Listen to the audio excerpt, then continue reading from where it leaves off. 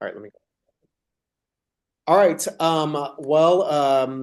All right. Thank you very much, Representative Bernal, for joining me today to talk about something that we've been following. Obviously, there's SAISD decided to cancel school again out of the safety of their students, but Right. they have been dealing with some heating issues as well in many of their older buildings. So just generally, what are your kind of overall thoughts on that? And it's my understanding that your daughter's also an SAISD student. So this kind of this affects you directly. Right. So on one hand, I'm a parent who's got a kid home. But as someone who's a neighbor, I understand it. I appreciate it, right? Better to play it safe than have the kids in a situation where they're going to be cold or they can't learn. But like you said, it's a bigger issue, right? They've got SEISD has these maintenance issues they've got to address, but the root of those issues is not the current superintendent or the current school board. This is the oldest school district in Texas.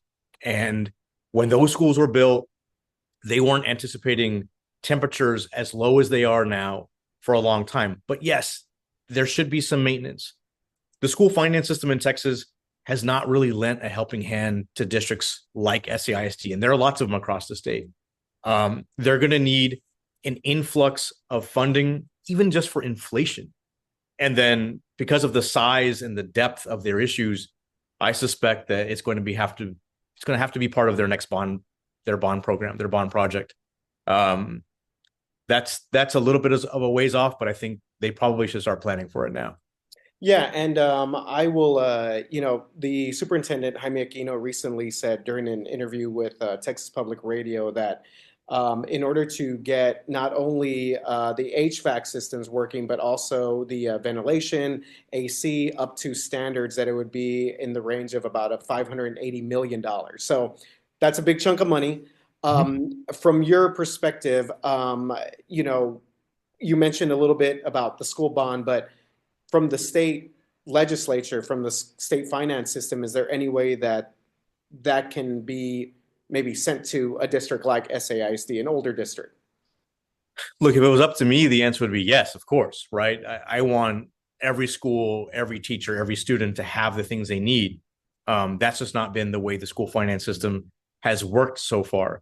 Now, I do think that this session, there is the possibility for an influx of new money, right? Not just enough to pay the same bills and not just enough maybe to keep up with inflation. But I think there's an opportunity to provide more per student, hopefully more per teacher so they can get the raises they've needed and deserved for a long time. But there might be some help there. I don't know that the amount would be enough to call it relief, but there might be enough for some help. So, in my heart of hearts, being the hopeful person that I am, I'd like to think that a combination of an increase in school funding plus certainly including this maintenance piece as part of their next bond together, maybe they can get over the hump. I'd like to think so, but we're at the beginning of session. Session always starts off in a very friendly way and often ends in a not so friendly way. Let's see if we can kind of put the kids first, put the districts first, and then make our way. So I'm hopeful. Is it possible? I don't know that there's enough to solve it in one fell swoop, but I think there might be a plan to cobble these different approaches together to get them where they need to be. I'd like to think so. I'm an SAISD guy. Those are the schools I went to. My kid goes there. So both as someone who represents the area and as someone who has a personal interest, I'd like to see us get there. Yeah, and something I think, you talk about just the age of the district itself. Obviously, this is the oldest one in San Antonio, but I think, does geography kind of play a part in this as well when you think about the fact that generally SAISD is kind of landlocked, so generally their funds are maybe a little bit more limited. I don't know if you can kind of go into a little bit more detail about that. Look, what's interesting is that the way the school finance system is set up, even districts like Alamo Heights have challenges because of the way that it works. Districts like Edgewood, Harlandale, SAISD, Northeast, they all have different challenges that are rooted in the way the school finance system works. I think that there are parts of that system that we need to change. I think there's one significant change on the horizon, which is the way that we fund the students. Previously, we funded it on attendance. There's conversations about funding it on enrollment. That would change the math in a way that's helpful. But I also think, to your point about geography, which is your main question, right? Mm-hmm. I don't want to get in too much trouble, but I do think that having districts that are so geographically compact and so many spread throughout the city does lend itself to any of them. SAISB in the conversation now having a hard time solving problems like this expeditiously, right? Now they have to take a long-term plan. But if we allow these districts to work together, to come together, to share resources, really the state, but also if the city has a larger conversation about what's best for kids, then we might be able to solve some of these problems faster, right? Because at the end of the day, the most important thing is the delivery of education, right? If we center that and not our pride, not our neighborhoods, not, well, I'm a school board member and I might lose my seat. If we put all that aside and put what's best for kids in the delivery of education first, maybe things might look different. So I think really the conversations have to happen all the way around at the state level, at the school district level, and at the local neighbor level. If we center the kids, let's see what we come up with. We hear a lot about school vouchers. That's obviously something that will be a key issue during this legislative session. Does that play any part in this? In the long term, obviously, SAISD had to do their right sizing plan last year, so they had to close a lot of their schools. Right. There are concerns as if they're trying to save money there, then why have they not gotten their heating systems up to standards after they did that? But kind of, if you can, just give us an idea of maybe if school vouchers will play any part of this when it comes to school finance across the state. It's a great question, and it's a hard question. The nature, the math in the legislature, the membership itself has changed so much since last session that there's a much higher probability that vouchers pass. Now, some of us like me are going to do what we can to keep that from happening.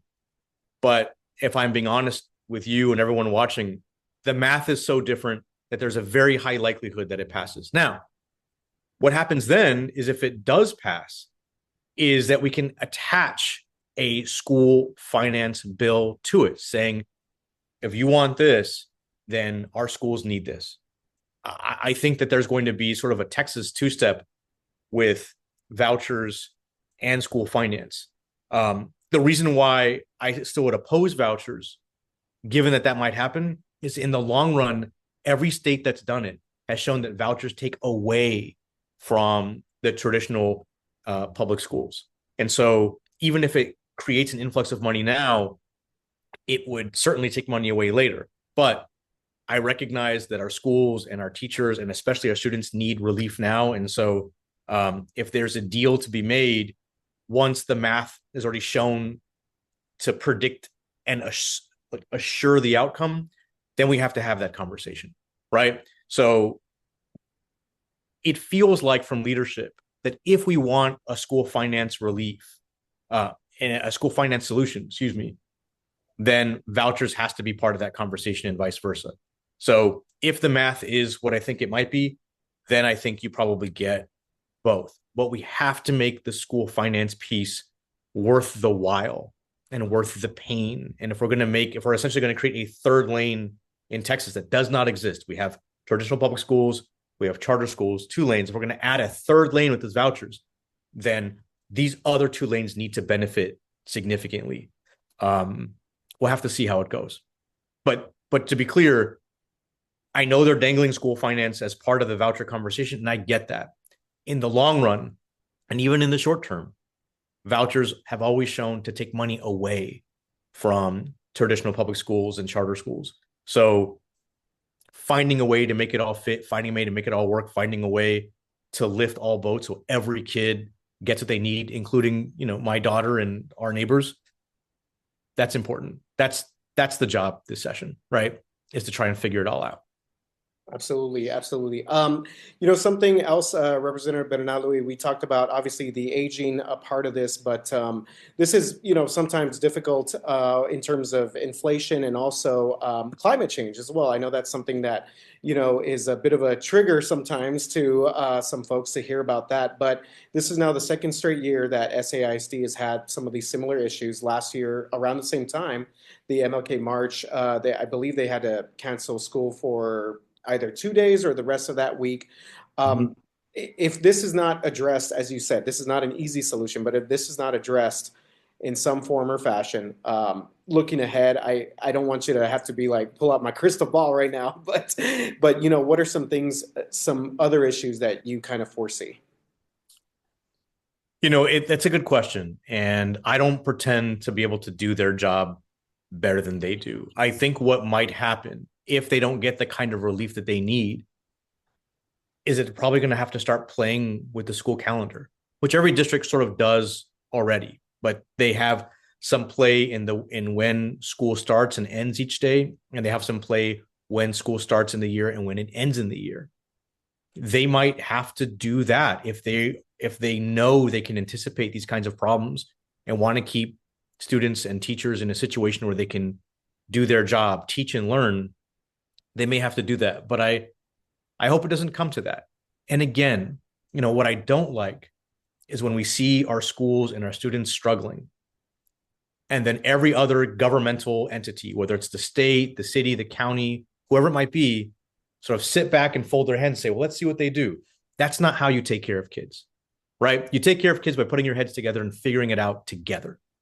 And that's what I think this issue and other issues require. That includes all the districts in town, including the city, absolutely the state. We need to do our job, the county as well. I'm not wagging my finger at anybody. I'm just saying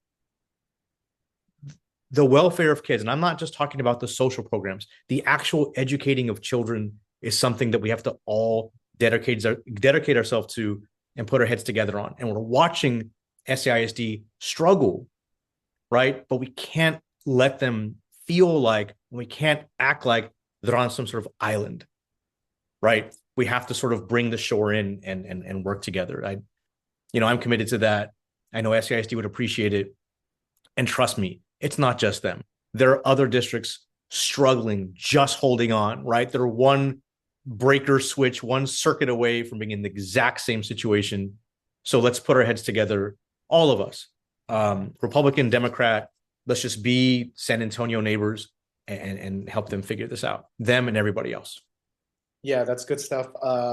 Good stuff, Representative Bernal. So we'll go ahead and kind of close it out on this. But again, you mentioned earlier that you're a SAISD alum, and then also that your daughter is part of the school district as well. So your district, I believe, represents about 30% SAISD. So what's kind of the message, or It's if more. any It's more message? than that. It's more than that. Oh yeah. Well, what's kind of the message that you would have to parents that are having to kind of figure some things out on the fly, or any sort of message to the administrators for the district as well? That, that's the thing, right? Is that the ripple effects of this go all the way down, right? They go all the way down, whether it's the kids missing school or the parents having to find or pay for childcare. All of it is really difficult. So I think the message is let's do the best that we can to figure this out, and let's do what we can to work together, create a plan.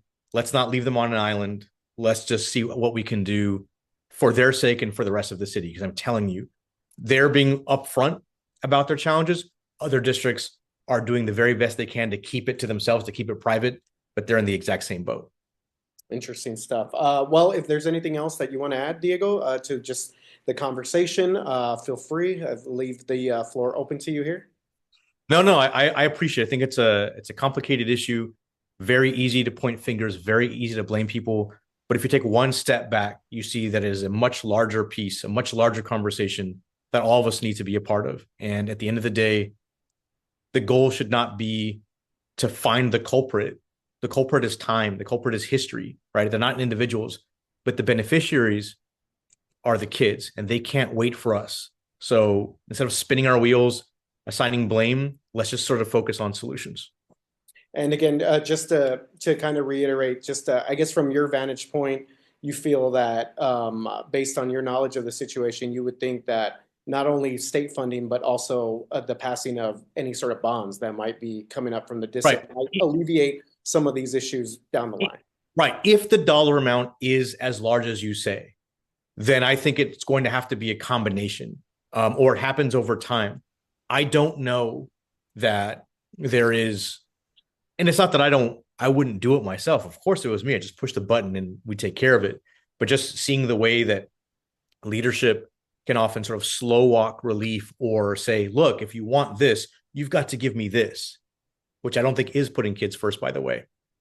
Then it's probably going to be a combination of state funds and local effort. Okay, thank you very much, Diego. I appreciate it, Sure. man. Let me go ahead and